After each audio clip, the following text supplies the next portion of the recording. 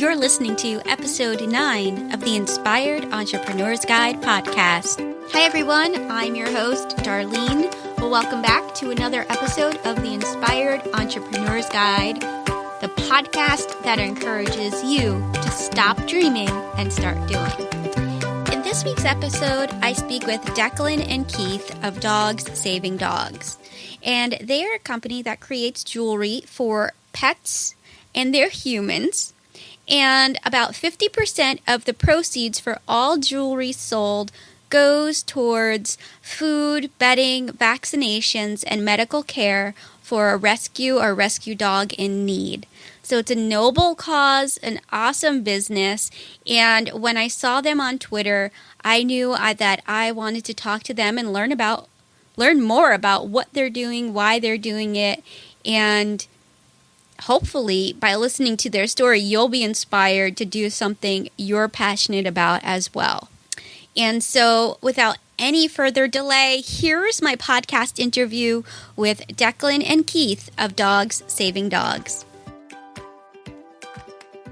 Welcome to the show. It's great to have you. Thank you. It's great to be here. Absolutely. I'm excited. Great. So, I learned about your business by being followed by you on Twitter, and I followed you back, and then I was interested and looked at your website, and I thought, well, I want to learn more, and I know my listeners would want to learn more about your company.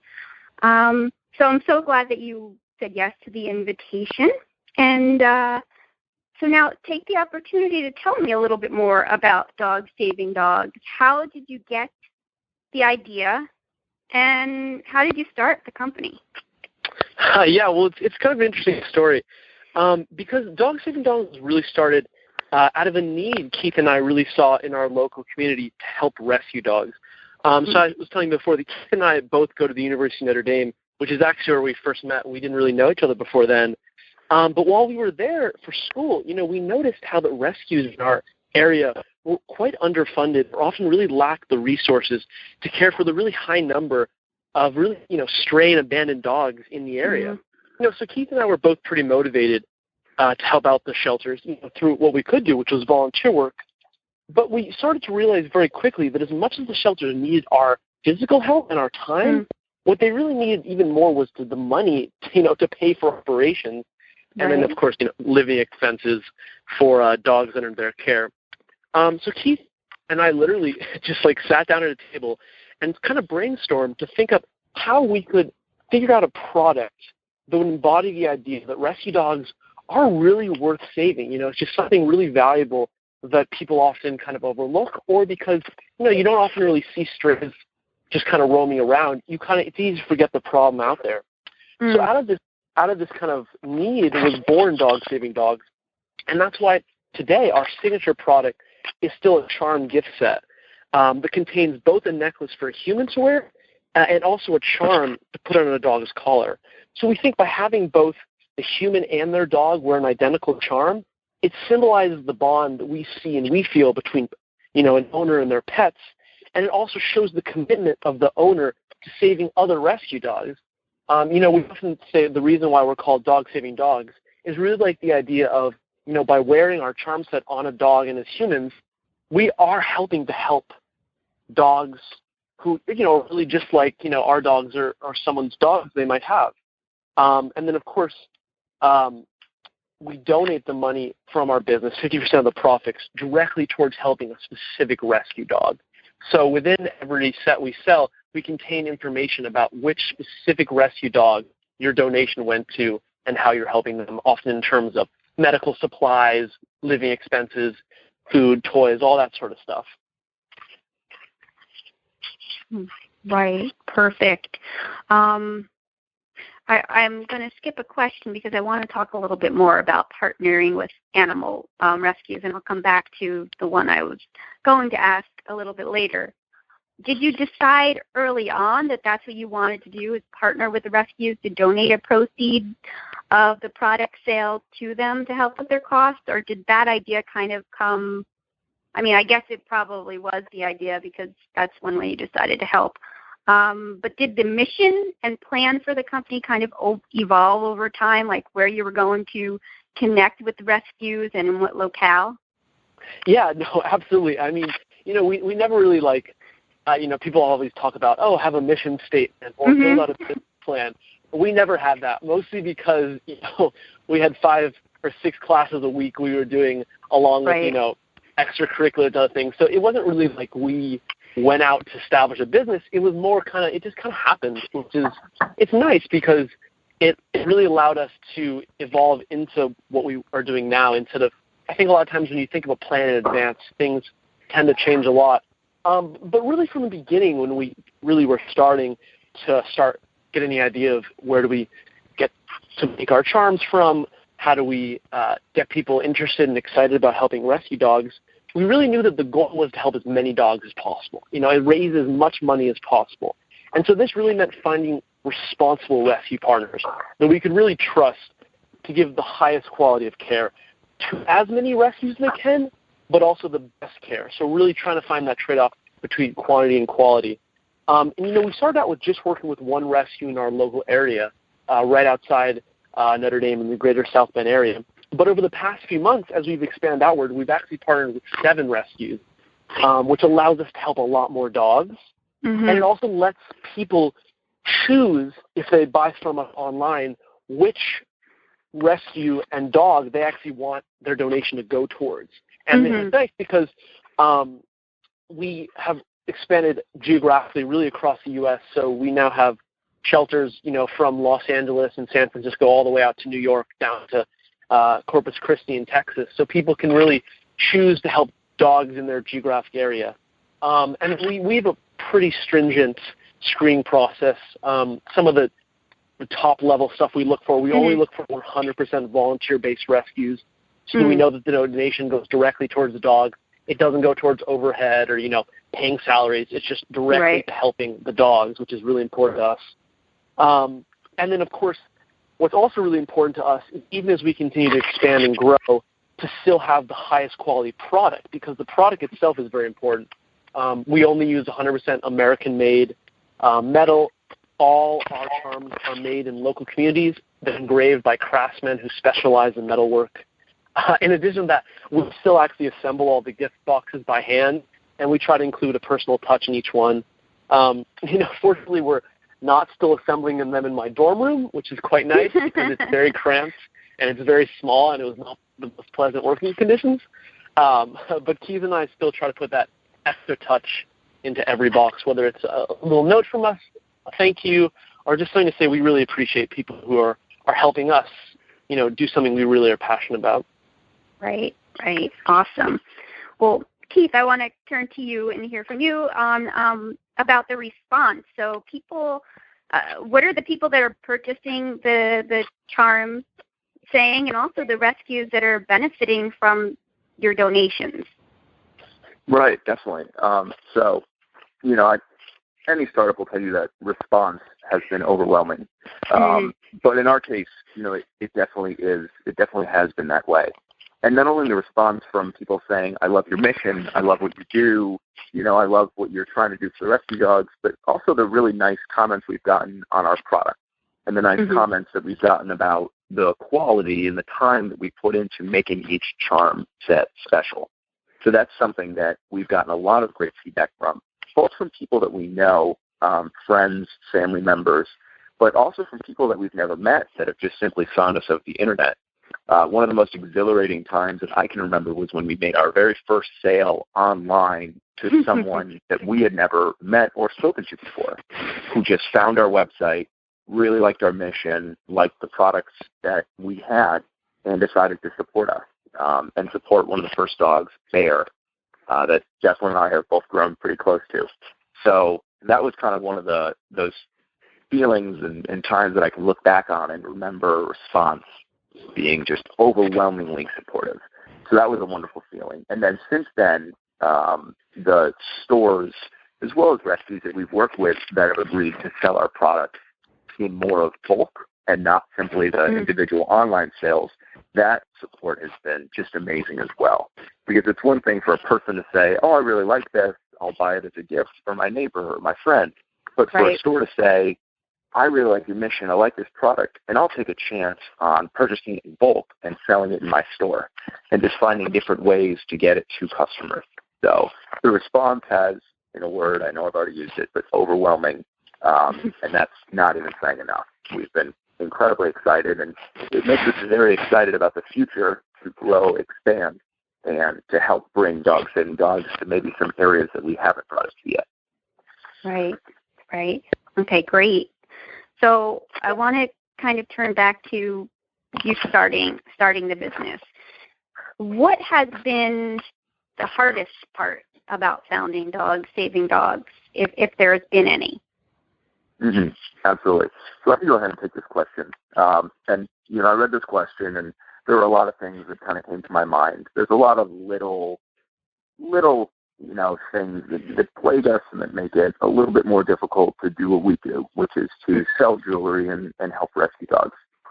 But I think that kind of an overarching theme that's been a little bit difficult for us we haven't always seen eye to eye, but we always come back to the same page. And that's drawing a distinction between running a profitable business mm-hmm. and having the charity nonprofit side. Mm-hmm. So our mission was so based around helping the rescue dogs and doing whatever we could to help rescue dogs, that when we tried to incorporate that into a business, there are kind of some lines that you have to draw. Mm. For example, should we spend our time going and volunteering and helping dogs, or should we be building our website and building our presence? And, mm-hmm. Being able to tell ourselves that we are making a difference even though we're not there like the volunteers are, working with these animals day in and day out. We're doing something behind the scenes, which is raising money. And raising money is often the ugly side of a charity, of a nonprofit, is that they mm-hmm. need funding to continue doing what they do. But it's so vital and it's so necessary.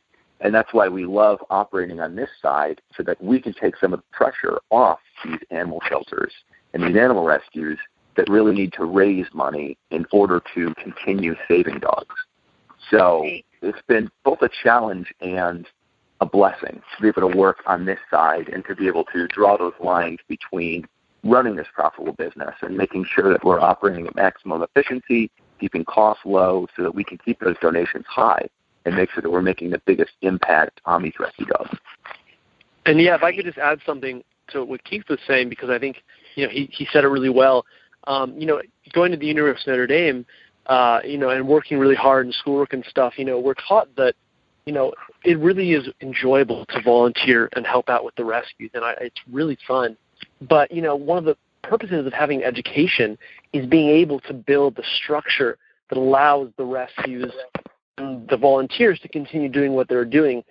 One of our professors, once famously said, it's great to, be able to, work down a soup kitchen, but it's also great to be one of the people who helps build the soup kitchen.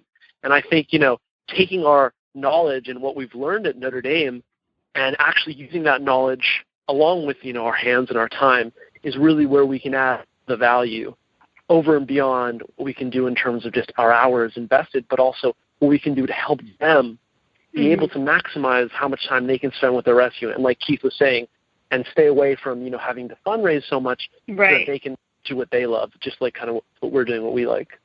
Right, exactly. I mean, I've plenty of times gone to supermarkets or stores and they're standing, rescues are standing out there with a list of requests for like food and stuff for the shelters. So that helps balance that out with your product. So that's great. Yeah, thank you. So I want to turn it around now. So that was one of the hardest. Keith mentioned one of the best, which I would assume is the first sale from a stranger. But so let's say, what's another best thing that has happened aside from, obviously helping the dogs is the bottom line here, but another best. Mm-hmm. Another best thing. I can leave it to Keith. Yeah. Keith, you can go ahead. Keith has probably got more than me. Something, Declan? If you'd like to say one, I'm thinking right now about another best thing.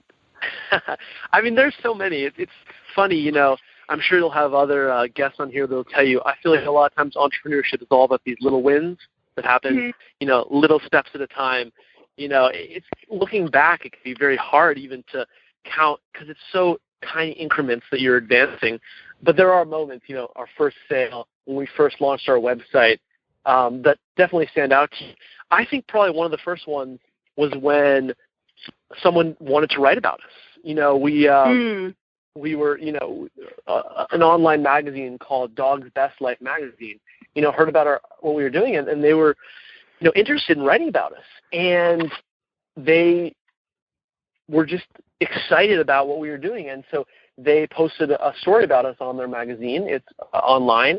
And then after that, we got all these different publications emailing us or talking to us about wanting to write stories. And just the idea that, people are interested about what we're doing and might want to tell their readers about what we're doing, from, established online magazines to, newspapers like our local school newspaper, The Observer. Mm-hmm. It just really, it's just a great feeling, the idea that people not just are interested by what you do and might want to buy one of our charms, but actually want to tell their friends and share with their friends. I mean, you mentioned, on Twitter, we've just been overwhelmed. I mean, we started our Twitter account something like 4 months ago, and since then, over 25,000 people have followed us. Wow.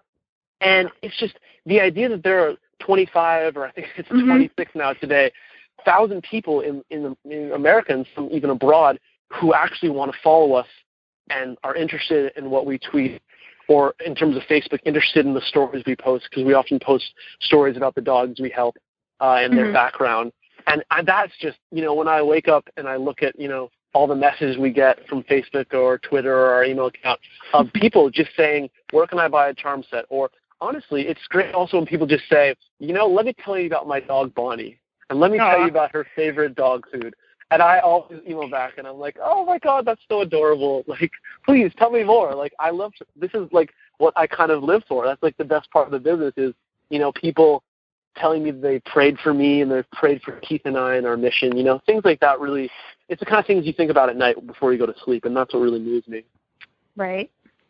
Awesome. Mm-hmm. Awesome. Was there anything else you wanted to add there, Keith? Because it sounded like you had a few ideas, too.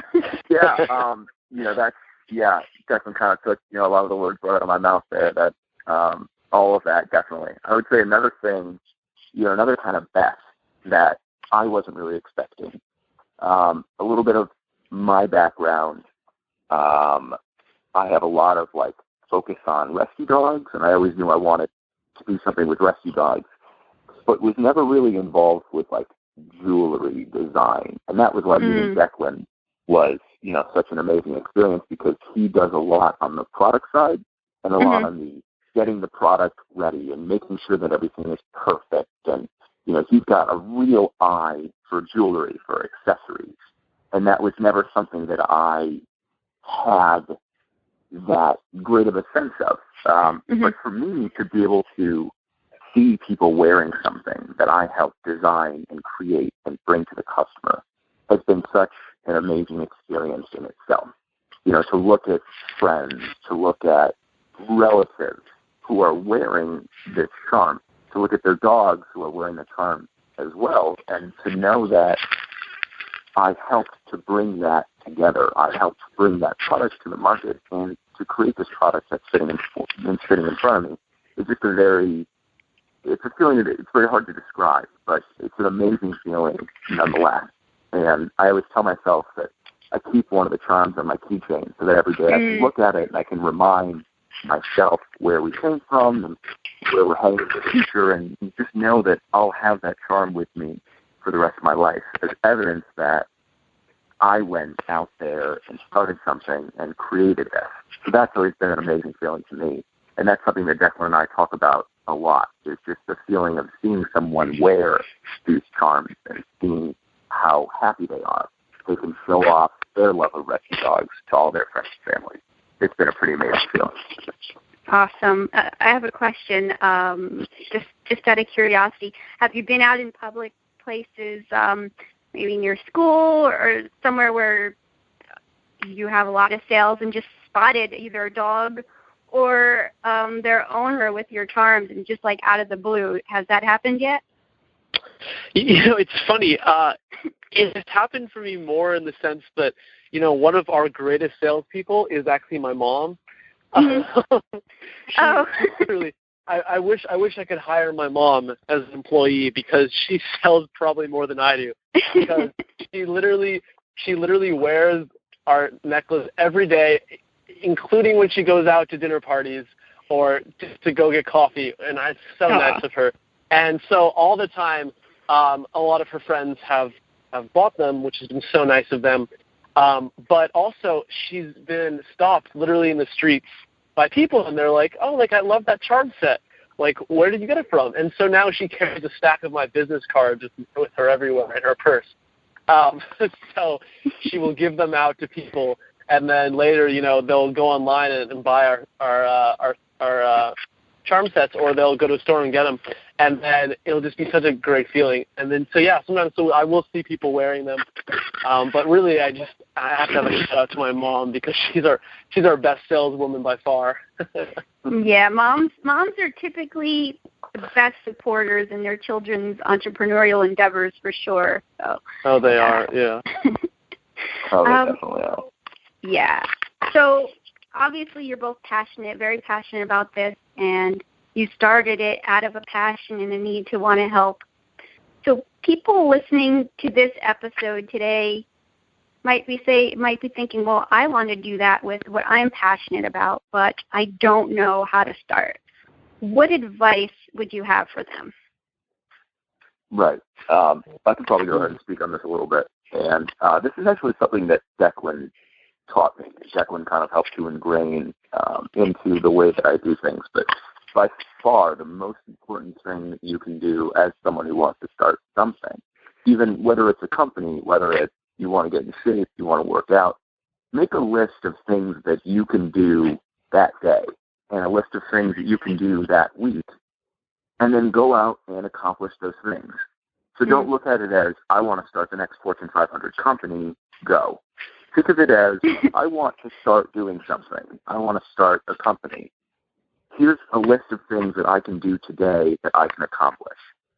And one of the most important things that your list gives you is the ability to look back on what you've done that day and check things off and realize all the things that you did today to advance your passion, your idea, from that stage to the concrete something that's built phase, so that you can see where you started and where you've arrived.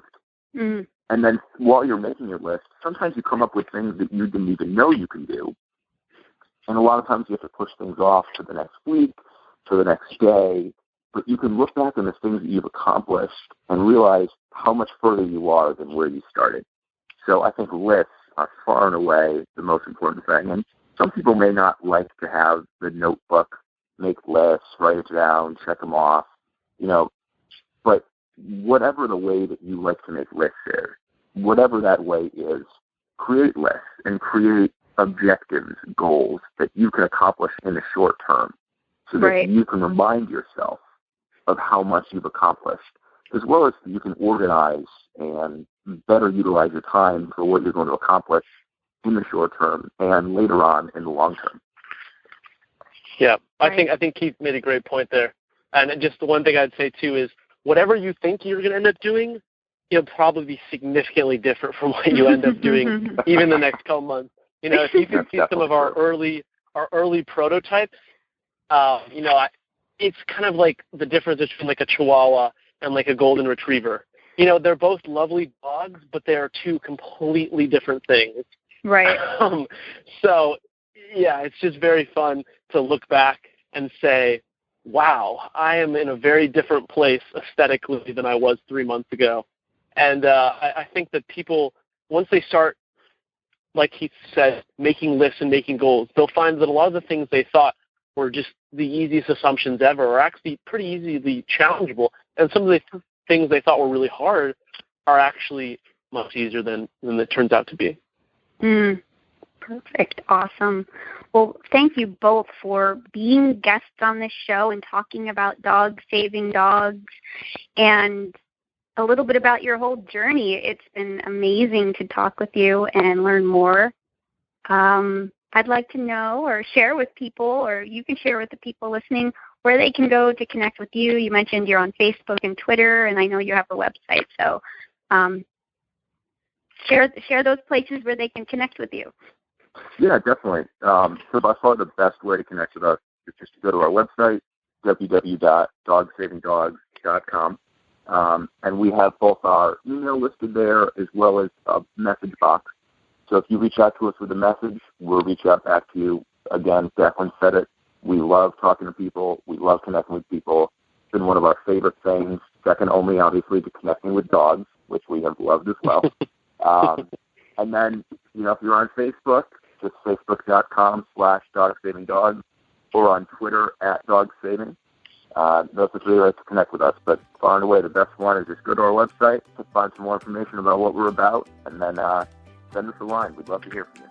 Thank you, Declan and Keith, for being a guest on my podcast. It was really a super fun time speaking with you both. You can find links to their website and everything that we've discussed in this episode at dvpodcast.com, where I list all of the show notes for every single episode that is available online. Speaking of which, you can find the podcast on iTunes and Stitcher. Just search for Inspired Entrepreneur's Guide on either of those directories, and then you can subscribe and never miss a single episode. I will be back in 2 weeks with a brand spanking new podcast episode. Until then, connect with me on Twitter. It's @Darlene Victoria, or on Facebook, Darlene Victoria Work. And remember, be inspired by the most important person in your life, you. Have a great week. This is Darlene Victoria, signing out.